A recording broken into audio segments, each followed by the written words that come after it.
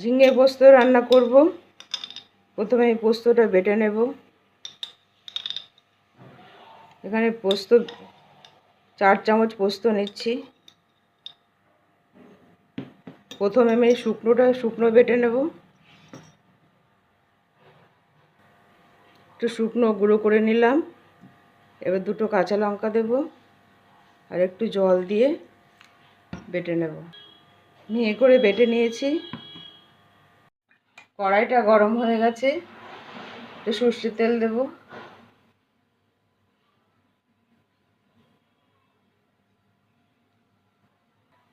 তেলটা গরম হয়ে গেছে, 2টো শুকনো লঙ্কা দিলাম, একটু কালো জিরে দিচ্ছি,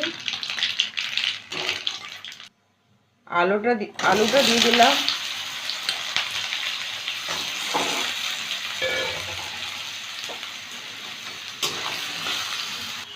আলুটা 2 মিনিট ভেজে নেব। 2 মিনিট আলুটা ভেজে নিলাম। এবার ঝিঙেটা দিয়ে দেবো। ঝিঙেটা একটু ভেজে নেব।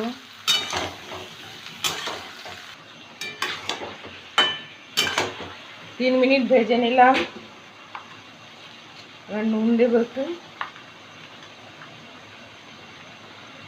হলুদ দিলাম,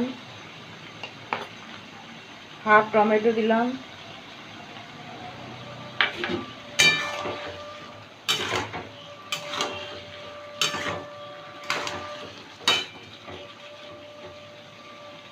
এবার ঢাকা দিয়ে সেদ্ধ হতে দেব। 6 মিনিট পরে দেখবো ঢাকনা খুলে সেদ্ধ হয়েছে কিনা।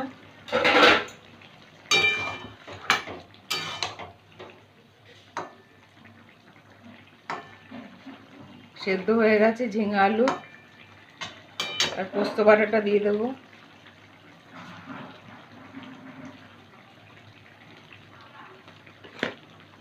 মিক্সিং বাটিটা ধুয়ে একটু জল দেব।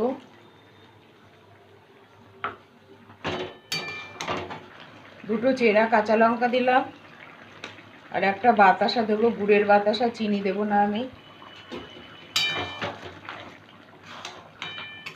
আর একটু রান্না করে নেব। নুনটা দেখে নেব ঠিক আছে কিনা। ঠিক আছে। 5 মিনিট একটু রান্না করে নিলাম। এবার একটু কাঁচা সর্ষের তেল দেব। সর্ষের তেলটা একটু মিশিয়ে দেব।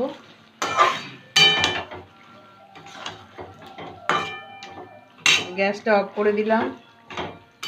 হয়ে গেছে ঝিঙে আলু পোস্ত। এবার ঢাকা দিয়ে খানিকক্ষণ রাখবো, 5 মিনিট রাখবো, তারপর পরিবেশন করব।